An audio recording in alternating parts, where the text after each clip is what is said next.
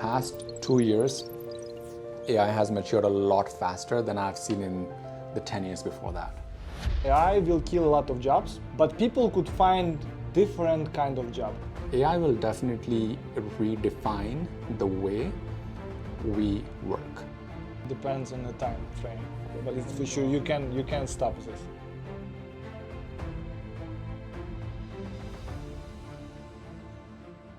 Today, excited day. Zee visit my office and we will record our interview. Zee, my good friend from Kellogg, tell us a little bit about yourself. So currently I work for a company called Peoplease as their vice president for business transformation. Peoplease is basically like out-of-the-box HR services. We focus on small and medium-sized businesses in the blue and gray collar space, so businesses that actually make America work. And we offer payroll services and compliance services, risk management services. So what that basically means is small and medium-sized businesses get Fortune 500 level benefits and HR services, so they can focus on just selling and executing, and we take care of their administrative burden. And within that, my job is to make sure that we're using AI and automation to make sure our costs are low, we are able to scale fast, so that we can pass on some of that benefit to our end customers, and they end up not paying a ton of money. Before that, I worked at Medline, which is a Fortune 250 scale medical products company. I started their AI and digital product management departments within IT, scaled them up. I spent 6 years there. Before that, I worked for a private equity firm that focused primarily on healthcare and finance software companies. And I helped them with their deal operations, which is find the right companies to invest in. And then I worked with their portfolio companies to leverage AI, automation, and business analytics to kind of help run those companies. Some small remark. Medline is around 25 billion revenue. Yeah, Medline is 25 billion. Peoplease is roughly 3 billion in revenue. It's a lot. It's huge numbers. Even for small business, when you hear like these numbers, you like feel like, oh my god, it's like crazy, right? But it's probably not Medline for sure, like old company, right? Oh, Medline is, yeah, it is family owned. I want to say it was founded in sometime in the 60s. 60s. Yeah, and then the Mills family that founded Medline, they ran the company until fairly recently, where the company was bought out by a consortium of BlackRock, H&F, and Carlyle came together to buy an 80% stake in Medline, if I remember correctly. Private equity buying everything around. Yeah, and I think the family still like they're on the board. They still retain some equity in the company, but it's primarily private equity backed at this point. Wow. Okay, born in US, came from different country. So I was born in India. Born in India. Yeah, in a city called Hyderabad, which is. Then where it happens, air crash or no? And that is a little north. That's Ahmedabad. Hyderabad is a similar sounding, but best food, best culture in terms of friendly people. Massive IT hub. So Amazon's biggest campus, I believe, is in Hyderabad, in India. Microsoft has like a massive campus 10, 15 minutes away from my house. Google, Meta, all these companies have massive, massive campuses. It used to be barren land where we used to go and play cricket. And now on the same land, you see like these massive high rises that literally got constructed right in front of our eyes. Wow. So I was born there, spent the first 10 years of my life in Iran because my father was a physician working for the Ministry of Health there, and then moved back to Hyderabad, spent most of my life there, and I've been here in the US for about a little over 10 years now. 10 years? Yeah. Wow. You finished university in India or you? I did. I did my undergrad in computer science engineering. I don't share this with a lot of people, but I actually started my MBA in a local college in India, and I dropped out because I wasn't learning anything. And I was like, this is not a good use of my time. Moved to the US, did my master's in business analytics, and then Which university? Roosevelt University. Chicago. In Chicago, yeah. So did a master's in business analytics and then got my MBA from Kellogg, which was my dream school. ISB and Kellogg were my dream schools like 10, 15 years ago. And I had no idea that I would actually get into Kellogg, so that was pretty cool. Why you decided you wanted to go to Kellogg? You said two schools. Why? Yeah. What's the reason? So I was at a point in my career where people viewed me more as the tech guy who does AI. But something that I think set me apart a little bit is I like to take a business lens to technology, because my grandfather was a small business owner back in India, always wanted to be an entrepreneur and still want to be at some point. So that kind of helped me speak business language with the people at Medline or other companies, and they connected better with me than they did with my other technology counterparts. But at that point, I needed more credibility, number one. And I also wanted to be more well-rounded. I wanted to learn finance, for example. I wanted to learn business operations, for example. So that's when I thought getting an MBA is going to help me. And with Kellogg, because the emphasis is more on culture and soft skills compared to, say, a booth, or ISB is in India, so that was not an option. So that really helped, because again, with AI, right, the tech is easy. The tech is not super hard, but it's how do you connect with people? How do you sell the technology? On how do you help redesign business processes with AI and the whole change management that comes with it, because everybody's role changes a little bit, right? That requires soft skills. So that's where I thought Kellogg would be a useful addition. You decided you wanna get to Kellogg. Can you give some recommendation for young, not kids, but young people who dream? They have the same dream as you did before, right? Kellogg, good job in US. What do you think was the key point, how you reach your goals, right? Yeah. It's like hard work, responsibility, or special education. What helped you to get to the level which you are right now? The number one thing is find good people to work for and to work with. What I mean by that is I could have gone to like a big consulting firm and worked for them where there is like 10,000 people like me. Then I wouldn't learn anything, right? Instead, I chose to work for a small private equity firm. The firm is called Aldrich Capital Partners, the best learning experience of my life. It was started by two people who were Harvard MBAs. One of them was a managing director from Goldman Sachs. He stepped down to start Aldrich. The other person was a serial entrepreneur, very, very successful. So I got to learn from them directly and at a young age, right? And when you're young, you can be molded, and the lessons you learn at a young age, they stay with you longer. The work hours were much, much longer than I would have had in a larger organization. Like, for example? I worked like 13, 14 hours a day easily, 5 days a week. Because at Aldrich, I was one of the earliest employees they had, right? The firm was started by minorities, meaning they were Muslims one of them was born in Pakistan, the other was born in India. And private equity is a very exclusive industry where it's mostly, the stereotype is white men who went to top-notch universities. So that's the industry. So breaking into that industry is pretty hard. So I learned from them a ton, and they hired me to create a lead pipeline for them, basically. They were like, hey, your job is to make sure that we have a database of really good companies to potentially invest in. And initially, I just started hiring some young kids right out of college to go on the internet, do some research, figure out what companies fit our investment thesis, what companies make a certain amount of revenue, make a certain amount of profit, and are in the health tech or in the fintech space. Then doing that manually doesn't scale very well, right? It's really, really hard. That's when I went back to them and said that, hey, need to leverage technology to be able to do this better.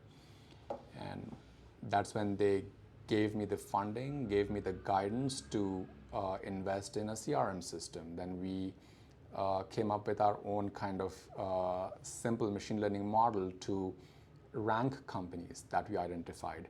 We built our own pipelines to go to multiple sources on the internet, figure out what's the best list of companies, what are the criteria based on which we can judge which company is going to grow, which company is not going to grow, and then use machine learning to figure out which of them are higher ranked, which of them are lower ranked companies. Then we ran marketing automation campaigns to check which companies will respond to us, which companies will not respond to us. What that resulted in at the end of the day is, instead of doing a lot of paperwork, our investment team did people work. What I mean by that is, every week I was able to give them, here's 40 companies that are interested in speaking with you. So you don't have to go and find companies, you don't have to research them a ton, you don't have to reach out to them, send them cold emails and cold texts. They've already done a bunch of that work. And you just go and speak with them and see if you can build a connection, a relationship with them. So what Aldrich did is, I went from being a guy who was responsible for generating a list to being a guy who now learned CRM, who learned machine learning, who learned marketing automation. And that kind of experience in that short period of time, you do not get if you work for a massive organization, right? You need a small organization, or at least I needed a small organization, and I worked with people who were much more smarter than I was and who really believed in me. What I had to give them in return is I had to put in those hours, those extra hours, and I had to kind of fail and learn and figure things out. So advice for young people is, find people that you can really, really learn from. Work for smaller companies if you can, provided you get access to that top level talent. And yeah, just outwork your competition. Like, a lot of hours, it's fine. Oh, On the beginning, for sure. you have to put in extra hours in the beginning. I mean, see. Can you repeat how many hours you said you spent, like, About average? 14 hours on an average, easy. And Saturday, Sunday? Saturday, Sunday, most of Saturday, Sundays I just had to myself, thankfully. And I wasn't married, I did not have kids, and I did not go out and party or drink or anything like that, right? So all I had was work. So I invested that time. And we all get to create our own meaning in life. And if you want to be a couch potato, great, go watch Netflix, be a couch potato. But then you have to accept the consequences that come with those actions. But if you want to be successful in life, all you have is time, right? It's like, who do you spend that time with? What do you spend the time on? And can you outwork your competition, right? Those are factors, at least early on in life, that determine whether you're going to be successful or not. Then work with people that believe in you as much as you believe in yourself, if not more. Because the founding partner at Aldrich, I remember, we were having a casual conversation, and he was like, hey, Zee, I know you are going to be really successful, you're going to make a ton of money, but when that happens, just remember to maintain your moral compass, right? Somebody that rich and that successful telling me, hey, as a matter of fact, I know you're going to be successful, I know you're going to be rich, that gave me a sense of confidence, where if I'd worked for a larger company, like, people don't have it. Now, you're just a number. Yeah. I think, unfortunately, even for my, not that size big company, right? But they always said, like, drivers or other employees, you're not a number. Mm-hmm. But some drivers come from big companies and they call, like, I'm like, and give his number, like 275, like truck number. Mm-hmm. And they said, no, don't say number. We know who you are. Yeah. We know, like, if people work for a long time, we know, like, problems, what's going on in your family and something like that. It's total different relations. Yeah.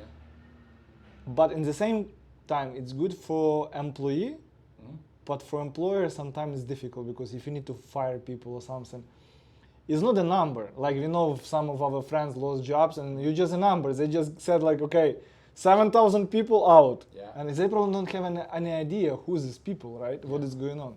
It's good point. Really good point. And you said these people believe in, they give you like this, do you still keep in touch with that people? Yeah. Yeah? I mean, they're like kind of mentors for you. They're kind of mentors. Even if you don't speak for a year, I know if I pick up the phone and call them, they will receive my call. If they text me or call me, I'll receive their call. So I grew up with them, right? And they mentored me and coached me at a very young age. So that's like a lifelong relationship that you get to have. Interesting. Okay, let's move to our favorite subject that everyone probably talk about and everyone knows, but I will tell a little bit pre-story. When I got to Kellogg, after like probably a year, everyone talk about ChatGPT, right? Everyone talk about that. I don't have any idea what is that. I'm a little bit more conservative, like with applications and stuff. Don't play games on the phone or something like that. And don't. Google was the most important research application. And I remember you told me about ChatGPT. We had a lunch, remember? You even installed my phone and showed me how this works. And I'm like, what? It was for me like, wow. And I came to work and you would tell everyone who used it, it's because of you. Probably I will learn from someone else later, but you exactly was your idea to show me and open my eyes a little bit how this works. And I will ask you this kind of question. I all the time hear two predictions about AI. One prediction, AI will kill a lot of jobs, but people could find different kind of job, right? Like for example, before we have lift elevator when some person was on the first floor and use the buttons up and down and control where elevators go, right? Someone was start the lights on the street on the pillows, and this was another job. Call people who try to get call and other jobs, and they said like these jobs was killed, but new jobs we got, right? And people get new qualification and they get new jobs. We fine. This is one of the stories that like AI will not destroy the employment market and unemployment will be fine level. Second story, which said AI will totally disrupt the market. Unemployment rate with 4-5% will be unbelievable. It will be something total new than what we have right now, because now in present moment we have 4% unemployment. People said like it could be some analytics. They said it can be maybe 20-30%, and it will be normal when 20-30% will without a job, but they will get somehow pay from government to survive. And I think it's both of them more realistic. What do you think? What is more realistic? Or maybe something else, maybe not even of these two scenarios. So I think in the short to midterm, what's it saying? You're not going to be you won't be out competed by AI. You will be out competed by somebody who knows how to use AI well. So AI will definitely redefine the way we work. Like a lot of the roles in strategy, in technology, in customer service, and marketing. So I wouldn't fear about losing my job to AI, but I would fear about being outcompeted by somebody who knows how to use AI effectively. So the nature of jobs is going to change, number one. That does not mean it won't lead to job loss. The unfortunate reality is people who have, if you're in a role where there is high volume, low risk, right? If you're like copying, pasting stuff from one application to another and that's all your job is. Those jobs I think are at immediate risk because investors and executives are eventually going to find out that this piece can be automated. You don't need a person to move information from one place to another place. You can automate that. You can just build a quick pipeline. So poorly designed jobs where instead of solving it with good process design and good technology, people chose to solve it, or managers chose to solve it with people, those are definitely at risk. But well-designed jobs where there is more complexity to them, those I think are where AI is going to augment you. It's not going to automate away your role. So that is one. That's short to midterm. Long term, Is AI going to completely disrupt the labor market? I'm skeptical. Like you think it's impossible, 30% unemployment rate? I don't think it is impossible, but I think once we get artificial general intelligence, and I think we are like 2 to 5 years away from that, that's when we can reassess whether that's true or not. At this point, I do not think AI is going to completely disrupt the labor market based on where we are at today. But the technology is moving really, really fast, and that reality could change in 2 to 5 years' time. And when that happens, it's going to be pretty interesting. All humans need purpose. I hear these rich investors saying, yeah, people are going to have all the time in the world to do, to paint and to write poetry and creative endeavors. Not everybody wants to do all of that stuff, right? Like, I don't care about writing poetry or doing a painting. Like, all human beings, they need a sense of purpose. They want to be able to make money, take care of their family, and that gives them a sense of fulfillment and sense of who they are. You take away that from a person, and you take that away from a society, that can have like really, really, really bad consequences. Like the financial uplift that disrupting jobs is going to create as a society, I don't know if that's going to be fully worth it. So that's going to be on governments to figure out how do you stay competitive as an economy by letting AI have its full run, but at the same time, how do you reclaim some of that value back, maybe through taxation, give it back to the people, and how do you give people a sense of purpose? So another interesting subject, like you said, AI. Unemployment, one thing, but can human live without, like you said, without purpose in life? Like, why I'm live? Okay, I'm get up in the morning and I don't do anything, and sometimes I feel like maybe government tried to prepare us because some people just not motivated anymore to do stuff, right? Mm-hmm. And it's scary because how you can live, you don't know, like you have to, when you have like easy life, like, you know, when people do exit from business, even I talk with Douglas, right? It's not that easy transaction how people think. Mm-hmm. Yeah, you get money, but he said like, when you lose this connection with people, your employee, your customers, your vendors, mm-hmm. It's not that easy how people usually think. It's very tough stuff. And the same here, people get money, okay, and what? You wake up in the morning, we become like similar to animals, right? You do basic stuff and you don't care about anything. This is scary. I think Bill Gates or Musk said something about that we need to worry not about unemployment, we need to worry about how mentally it will be difficult for people, if AI will be so effective, right? Mm-hmm. But let's do from another side. I'm thinking about, for example, transportation industry, right? Huge industry, huge. It's one of the biggest employer in the world, mm-hmm. because you have include everything: bus drivers, truck drivers, cab drivers, aircraft, and other stuff. It's huge, mm-hmm. industry. And I would just think like, okay, if Tesla will be successful to do robotaxi, mm-hmm. it's actually based AI, right? Mm-hmm. Because cameras and sensors can figure out how drive and to stop. I have Tesla. It's sometimes like wow, because it's super safe when I'm drive, and someone try and put left turn signal. I'm trying to move, change the line, and car on the left, and my will not allow me to turn left. Mm-hmm. And I believe in that. I know how fast, but it for sure will be disrupted by robotaxi. How many people will lose a job? Not immediately, but for example, 1, 2. But I think if someone started, now if you know Aurora company is a truck, self-driving truck, mm-hmm. they sent first truck months ago from Dallas to Houston, I think. Mm-hmm. First load was sent and they like figure out now how this works and blah, blah, blah. And when this technology will start to be like mass market, it's huge disruption and a lot of people will lose a job. So, robotaxi, I agree.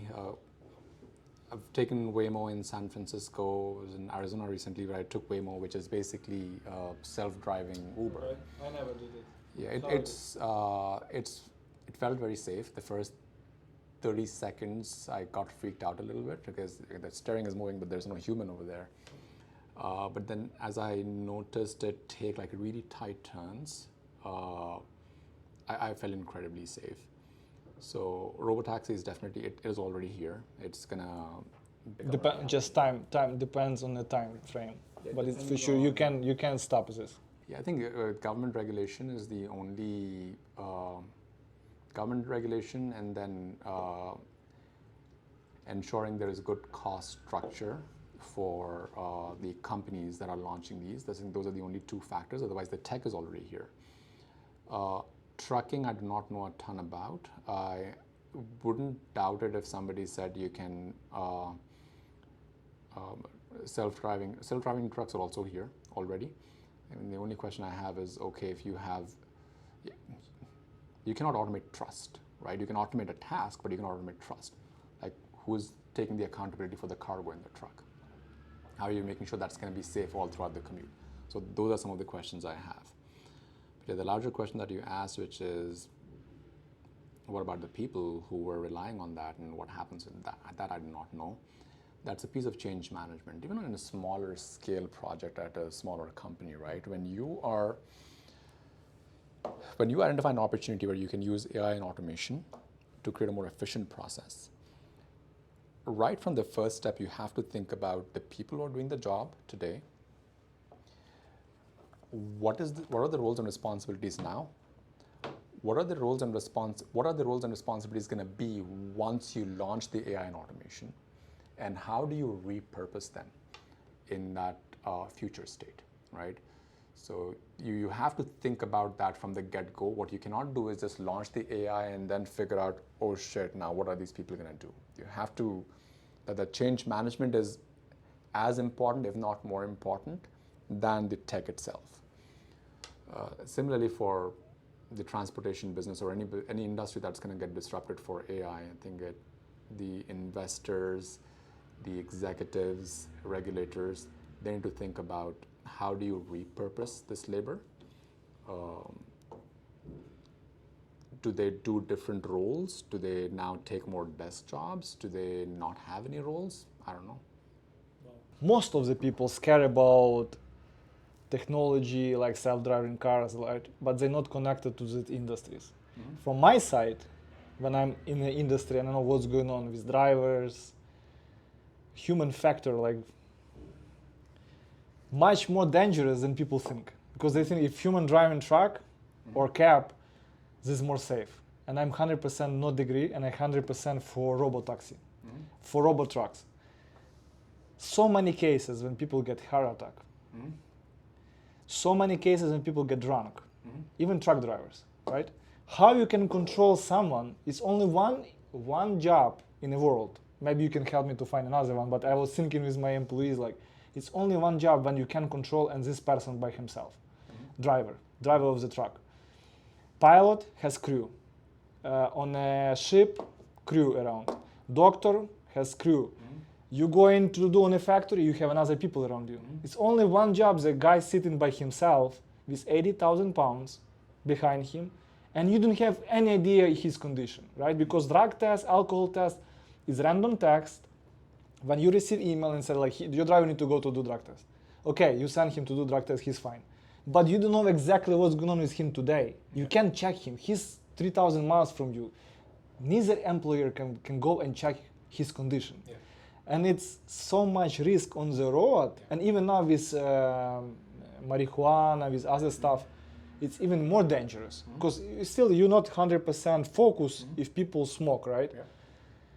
And when you have robot, and you have a lot of sensor, yes, some percentage probably is a risk, but it's 100% smaller than human.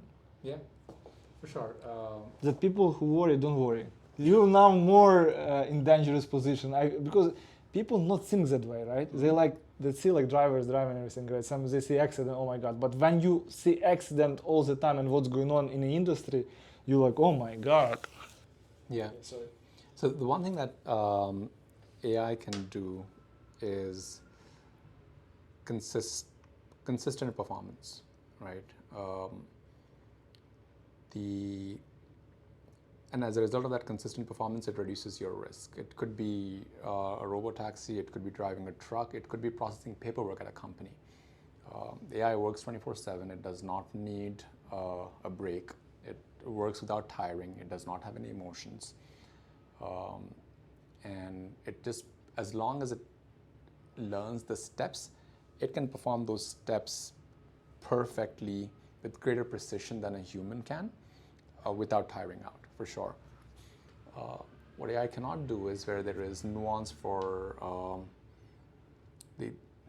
when there is need for critical thinking, when there is need for empathy, when there is need for establishing trust, like those soft skill side of a role, those are roles that AI cannot do, at least today, because we still, we don't bond with AI the same way we bond with a human being, right? So yeah, I agree with you.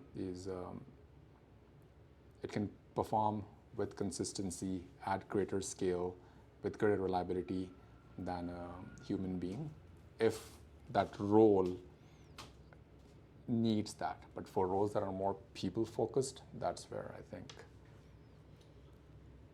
Only one thing which I worry about: if someone hacks the system, is a risk. Hack the system? Yeah, for sure. And chaos will be on the street. Someone hacks the system and like cars driving in different directions.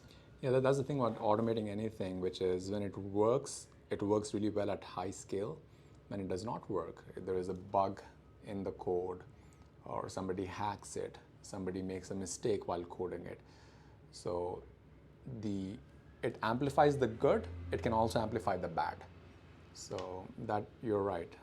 From an information security standpoint, from a cybersecurity standpoint, it's even more important with AI than it is with traditional technologies to ensure that the security is there. And as an industry, we're still catching up. We're not fully there yet. Okay, let's give us some insights. You work in this industry. Like you said, it's a lot of noise and it's difficult to figure out, is this AI for real or not? Because many, even app, right? It's no AI there, but people do marketing stuff based on AI. Yeah. See, as a business owner or somebody who works at a company who wants to leverage AI to create efficiency, we got to go back to the business basics, right? The fundamental truth of a business is a business exists to create profit. Like a for-profit business exists to create profit. And profit is what? It's price minus cost times quantity, right? To oversimplify it. And your business pain points should drive your need to leverage technology. Any technology, it could be AI, or it could be a non-AI technology. So I think that always should be the starting point versus I just want to do AI for the sake of doing AI. And any AI pitch that you get, be it an app or be it a consulting firm or whatever, right? Any pitch you get, you always have to quantify the outcome of it in simple terms of, okay, am I making more than I'm spending on this particular use case? So yeah, anytime you get an AI pitch or you think of an AI use case, think back to how can you tie it back to, is it helping me sell more? Is it helping me boost my revenue? Is it helping me reduce my cost?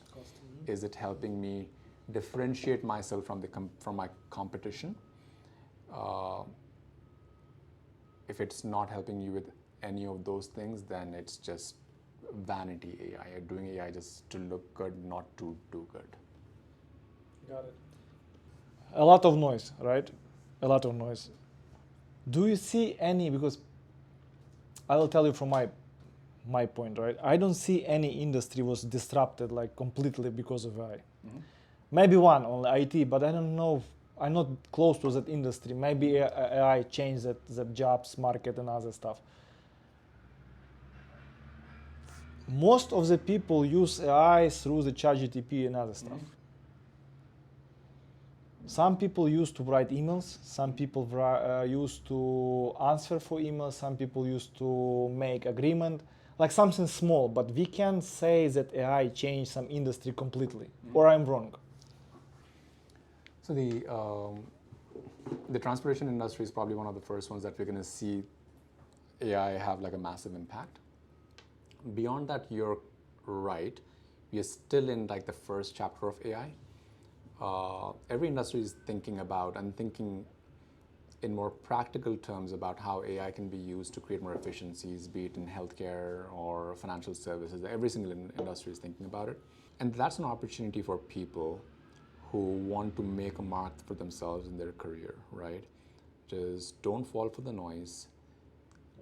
Identify practical use cases that have an actual financial benefit.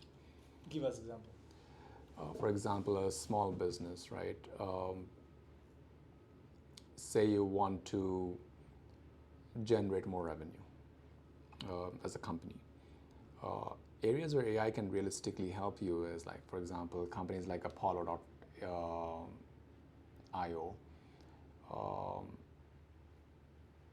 They can help you get lists of companies. They can help you identify which of those companies are, how do I put this? Finding good lists of companies, enriching your leads and figuring out which of these companies are most relevant to you, drafting customized emails to reach out to those companies. Like those are simple applications where AI can help. You don't have to make your own custom AI for that. There's out-of-the-box solutions, a bunch of them, that help you whittle down your target that you can reach out to. There's a bunch of AI companies that help you write custom emails and automate your email marketing campaigns, like HubSpot and all of these companies. They have like AI built in now, where you don't have to draft your emails. The AI can draft the emails for you. And those are realistic use cases. What that basically means is instead of hiring a bunch of sales reps, you can now automate your lead identification and your outreach, and then do more with a smaller sales force than you had to before. So that's one simple example.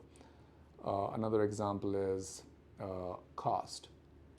What is being done by humans today that is repetitive, boring, at a high scale, that you can instead do with AI.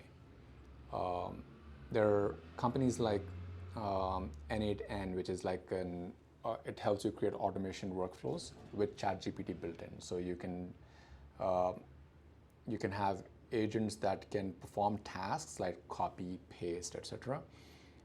And then you can have your own custom GPT do thinking, and you can combine those nodes together to automate your basic workflows like accounts receivable, accounts payable, etc. And you don't have to be like a data scientist for that, right? If you can use Wix to develop your own website, then you can learn how to create these automations using Crew.ai or N8N. And for somebody who's interested, you can check out deeplearning.ai. They have a bunch of these courses. Deep learning of deeplearning.ai is deep the learning website. that AI, yeah. They have a bunch of these courses on how to create agentic AI-based workflows. And again, for you as a business owner, that basically means what is being done by a human today that can be done by AI instead. That's one. And two, how are you going to repurpose that human's time to do something that is more meaningful? So they're not spending their time on paperwork, but they're spending their time on people work. For example, can you use that person to instead reach out to your biggest customers and make sure they're doing okay? Can you use that person to participate in more events and form relationship with industry trade bodies or with potential clients, etc. So, can you tell us one more time, and I will put link below, because some people, you told me about ChatGPT, and now can you tell us a few apps which you think it's a future or they in the right track to use them for small business? Yeah. So for small businesses, because small businesses typically do not have a bunch of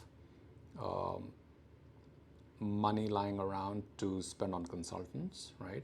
You can, number one, start off with Claude or ChatGPT or whatever your large language model of choices, and you can ask it, here's my pain point, I want to make more money, I want to find more customers, I want to reduce cost, and you can brainstorm with ChatGPT or with Claude on how AI can help you, number one.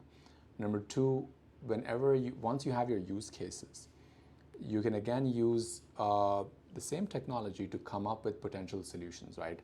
What are some of the apps that already do this today? So I don't have to build something from scratch. So always buy before you can build something.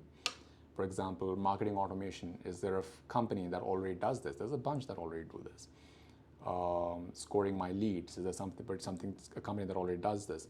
Automating your accounts receivable and accounts payable. Are there AI native startups that already do this? And you mean ChatGPT can do that, or you can particularly some app? So you can consult with ChatGPT to identify what those apps are that already do what you want to do. So you don't have to build your own solution. Instead, you can just subscribe to an app and you can leverage that app, right? That's one. Number two, if there is not an out-of-the-box solution that solves the particular problem that you're using, or it exists but it's very costly, then you can think about, how can I build this myself? Now, unlike before ChatGPT days, where you had to create your own machine learning model from scratch, a lot of these models come pre-trained today, meaning data scientists have already created the models, pre-packaged them. ChatGPT is an example of that. All you have to do is figure out how to use it for your particular use case, right? That's where deeplearning.ai has courses. Microsoft has they have about 3,000 to 4,000 courses for free that are published for everybody. And you can, I'll give you the link afterwards and you can maybe put it in the description. You can pick your persona, that I'm a business owner, or I'm a business analyst, or I'm an executive, or I'm an engineer, etc. And it will recommend courses for you that you can take for free. And they will teach you how to identify use cases. They will teach you how to build your AI-based workflows without having to code from scratch. So one of the revolutions that's happening right now is this advent of low-code, no-code technologies. Meaning, just like in the past, think of when e-commerce came about, right? You had to create a website from scratch. You had to code every single line from scratch. And then you had Wix and all these like drag and drop kind of platforms where somebody who's not very tech savvy can create their own website today, right? Using drag and drop. Same thing with AI. There's drag and drop kind of technologies that allow you to create your own AI-based solutions, create your own workflows.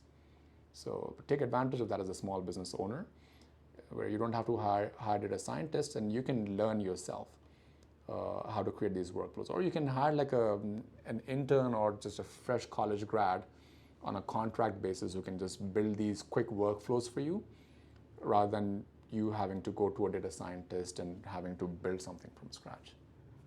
Number three, like something very innovative for last apps. So what apps are useful for business owners, you're saying? Again, it depends from use case to use case, right? Like, what is the problem that you're trying to solve? And then you can think about, okay, is this possible? Okay, but for you, what do you think, like personally for you, like last application that was like for you, wow? So I use AI a bunch for brainstorming ideas.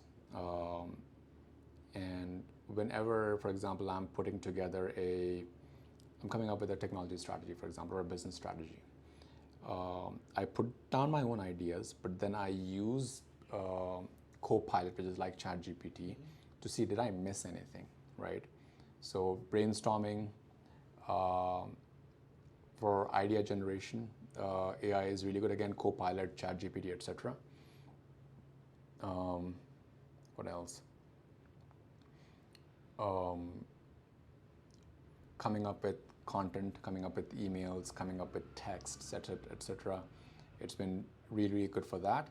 And then these days, because ChatGPT has made AI so easy, any application that you use, they're trying to figure out ways of how do you inject AI into this and make this even more efficient.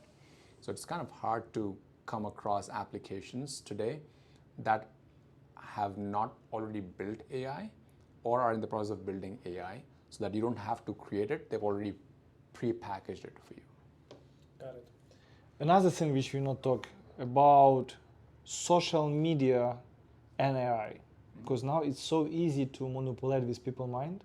Like, okay, if you're critical thinking, like you can ask, okay, is this true or not? But most of the people what, okay, they saw the news, oh my God, it's true, right? And even like elections, people winning election all around the world now to use like AI and manipulation with social media when they can send you information which you need. It is also in danger. How this will go, because it's developing so fast. I don't think like social media owners or people who control social media or government will be available to control this. Like, is this fake or is this not fake? How you can know, right? Before, if you put in newspaper some news, it's probably true. If not true, they will write like, okay, we apologize, this was wrong information because we can confirm. But now everyone can say whatever they want, whatever they want to write, they can write, and no one responsible for the it's true or not true. Yeah. There's this TV show on HBO Max called Mountainhead, which is exactly on this topic, which is it's a social media company owner who develops AI that is so good at creating content that it's hard to distinguish between, verify whether it's true or not. And that causes all kind of havoc all around the world. People creating fake articles or videos and publishing it on social You want to media. say fake news because this will be very yeah, fake article. But you got it. What we try to say. Yeah, people use a lot of wrong information. Yeah, it is an interesting show, but see, misinformation has existed before the times of AI, right? Misinformation is not new. AI is just gonna accelerate it. It's not gonna be the reason for misinformation, it's just gonna accelerate it. You can create fake content much faster, much more efficiently with AI than you can without AI. Government will need to control it somehow. Like government regulation is supposed to be somehow. But I don't think government with all bureaucracy can move that fast how technology moves. Like when they figure out regulation, it will be too late because technology will move more further. See, I think that's a place where I kind of have a bit of a hard time, because it comes down to the culture of the society that you're operating in. Say a government finds a way to regulate AI to make sure that AI is not being used to create misinformation, which I don't think is going to happen. Or say the industry self-organizes to self-impose regulation to stop the rise of misinformation, which I don't think is going to happen. The question is,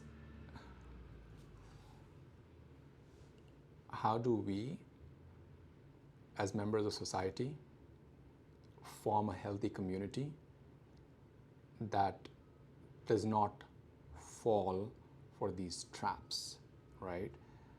And I don't have the answer to it, but I know it has something to do with a society where a society that has access to capital, a society that has access to jobs, a society where people have a sense of purpose and are focused on kind of creating a better life for themselves and their family, is less prone to paying attention to misinformation compared to a society that does not have access to capital, that does not have access to jobs, where people are sitting around frustrated and they just are looking for an avenue to vent their frustration. That society is going to fall for misinformation. So I'm not sure if there's an AI solve for it. It has to be culture driven, and that culture can be driven by politicians, faith leaders, and people who are engaged in their even local politics, right? So that's not an area where technology, I think, can help. Got it. You talk when you came and we spoke a little bit about size of the company and you said your example. Can you tell us more about difference between smaller company and big corporation? Why it's so slow? Why you think like I usually think like that. Company is similar to the country, right? Mm-hmm. When company is small, startup, everyone work a lot of hours, everything so fast. Mm-hmm. When you're getting bigger, unfortunately we get some bureaucracy, right? Mm-hmm. And you get slower. Mm-hmm. Same with the country. Mm-hmm. Country super successful.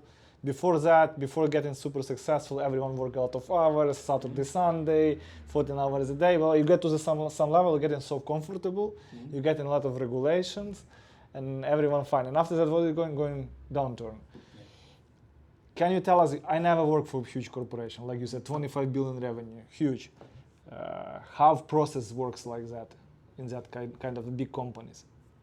Every person needs to have a vision for themselves and a goal for themselves. And based on that, you can determine what's going to help you get to that goal, working for a large company or working for a small company. For example, if you want to be the CEO of a Fortune 500 company in 20 years, right? Then working for a large organization makes sense. And when you work for a large organization, the skill set that you need is a little different because you need to have, yes, your hard skills, right? If you're a programmer, you have to be a really good programmer. If you're a financial analyst, you have to be really good at financial analysis. But then soft skills and political maneuvering, influencing, those skills are really, really important because now you have a lot of competing and conflicting interests of different people, different departments, different executives, and you need to bring them all together and have them march towards the same kind of direction, which is very, very hard to do. So that's number one, know what you want to do. If you want to be an entrepreneur and if you want to have a small or medium-sized business of your own, then working for a large corporation might not make sense for you. You would want to work for a company in a similar industry that you want to start a company in, or you might want to work for a venture capital firm or something along those lines, right?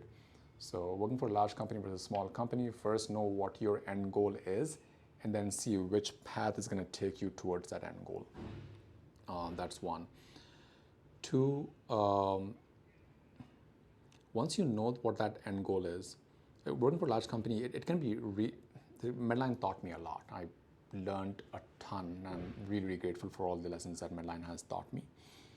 But working for a large company is not easy because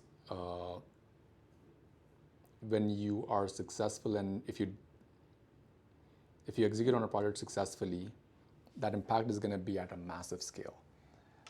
If you mess something up, that mess is also going to get distributed at a massive scale just because of the scale of operations of the company, right? So there is that. Number two, people tend to become a little risk averse. I think Medline is better than a lot of other companies that size at this, where people are still hungry and they take risks. But people tend to become a little risk averse. Executives, especially, and managers tend to become a little risk averse because they're comfortable.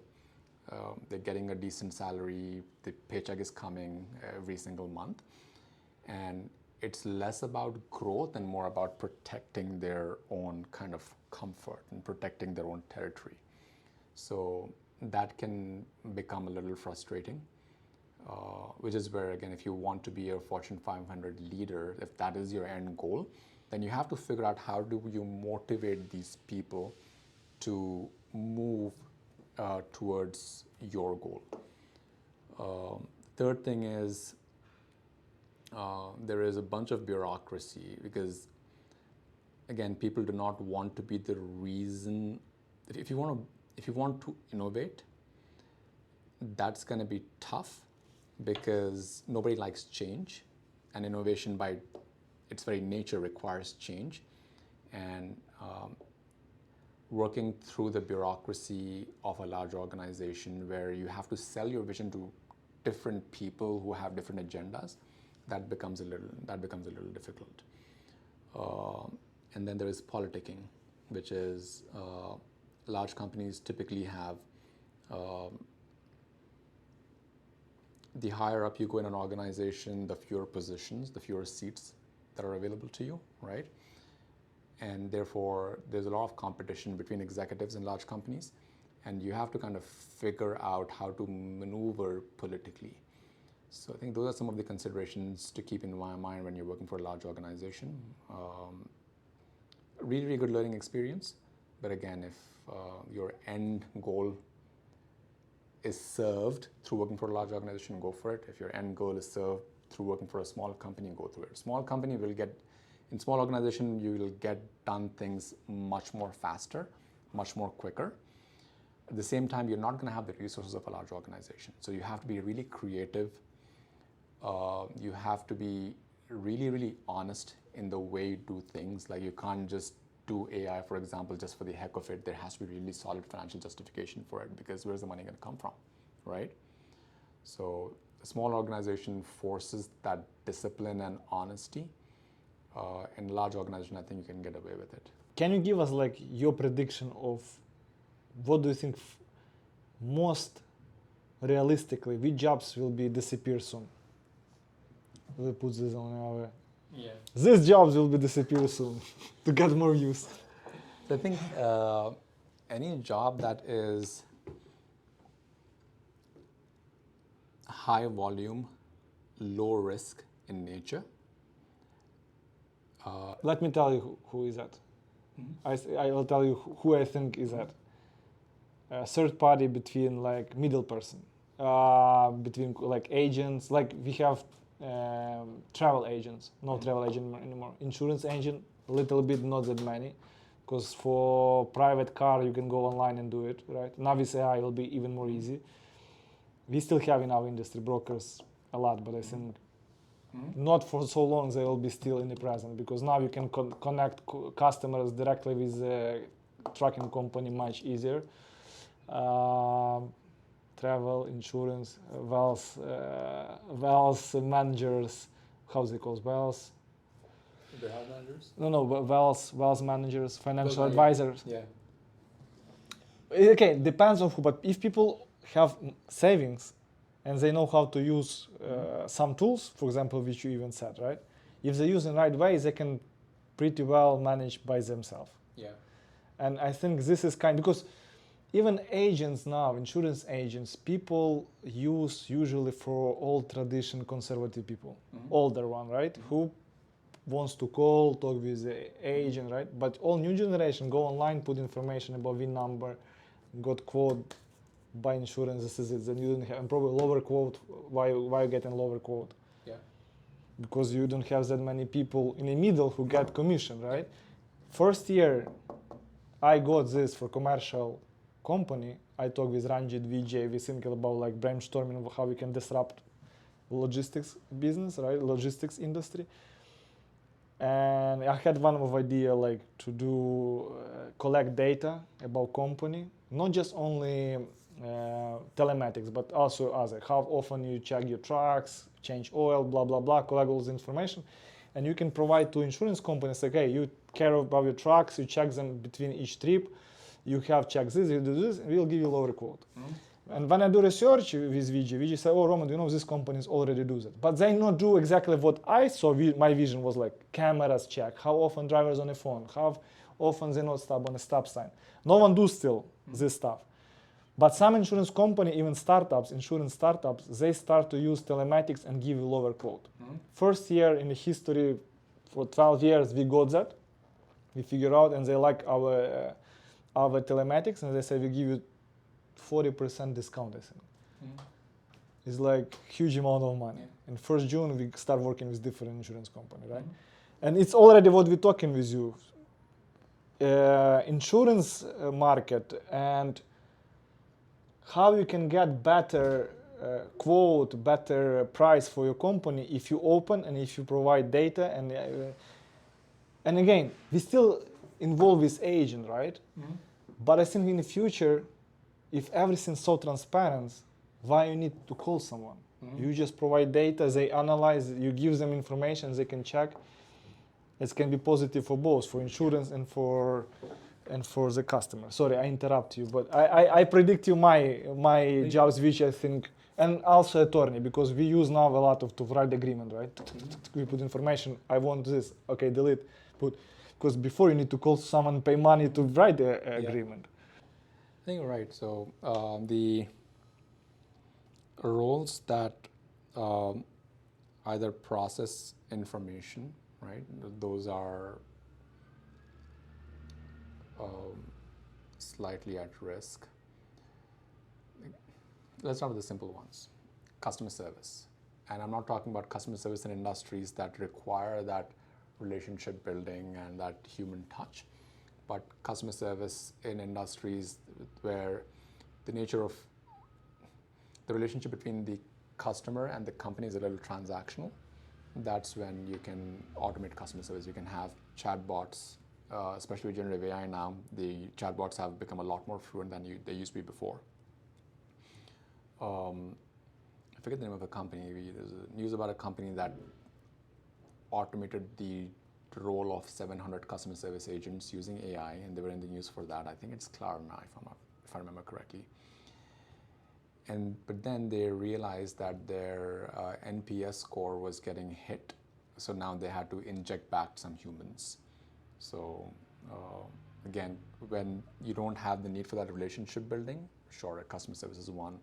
A lot of entry-level jobs, like in computer science and programming, AI can generate code really, really, really well. Do you believe what Mark said, Mark Zuckerberg, and I think Google CEO? They said like now we have 30%, in 15, 17 months will be 90% or something. Do you think it's true or it's? I don't know about 90%, but you can definitely get a lot more code written by a lot fewer people. But close to that number, it's possible. Or they manipulate with numbers? Again, it depends, but I wouldn't blink at it if somebody said about half of our code is now written by AI. I do not know if the majority of the code can be written by AI, but... he said not 15 years, he said 15 months. Yeah, but generative AI is maturing really, really fast. The past 2 years, AI has matured a lot faster than I've seen in the 10 years before that. So software development roles, customer service roles, anything to do with content creation is gone. Like all social medias, YouTubers. YouTubers are going to be, because that's more creative in nature, but technical writing, for example, writing manuals or writing standard operating procedures, any content creation jobs, those are at risk for sure. What else? In the insurance industry, I know underwriting and pricing as a function can be augmented with AI. I don't think AI is going to eliminate the need for underwriters, because now we enter the territory of risk, right? So if a company says we use AI only for our underwriting versus a company that says we use humans but we make them a lot more efficient with AI, I'm going to trust this company that has humans versus a company that just says we are just an AI-based company, purely AI-based company, because I know that humans are going to be there to catch AI on any mistakes it makes. So those industries are going to be augmented, not automated by AI. In the world of healthcare, I think AI is going to play, and already is doing a pretty good job at helping physicians with diagnosis, where AI cannot and should not do the diagnosis by itself, but it can cross-check the work of a physician to make sure if a diagnosis is appropriate or not, to kind of reduce that risk. And then anything that is lower risk, anything to do with kind of paperwork, like pre-authorization and faster onboarding of patients, etc. That stuff, or those administrative duties that's where AI is gonna create a bunch of disruption. But more higher risk physician roles, AI is not gonna cause disruption. So overall, like the mental framework to think about it is anything that's high volume, low risk can be automated. Anything that's high volume, high risk can be augmented, where AI will work with human but not replace the human. Anything that is high risk and low volume, that's where probably humans are still going to do that role. Let's back to Kellogg one more time, and I want to ask you about your favorite class in Kellogg, or you can say 3. Oh man, competitive strategy. The class that was taught by Mazio during launch week, if I remember correctly. Okay. Yeah. He's such a great professor. He left to Missouri, right? Yeah. Actually, I text him in Instagram. Yeah. We're friends in Instagram, and I said something like, he said graduation, happy graduation, something. Yeah. Congratulations. Yeah, I like that class. It was great. That's a really good class because I think the one takeaway from that class was Depends. It depends. It depends. And also,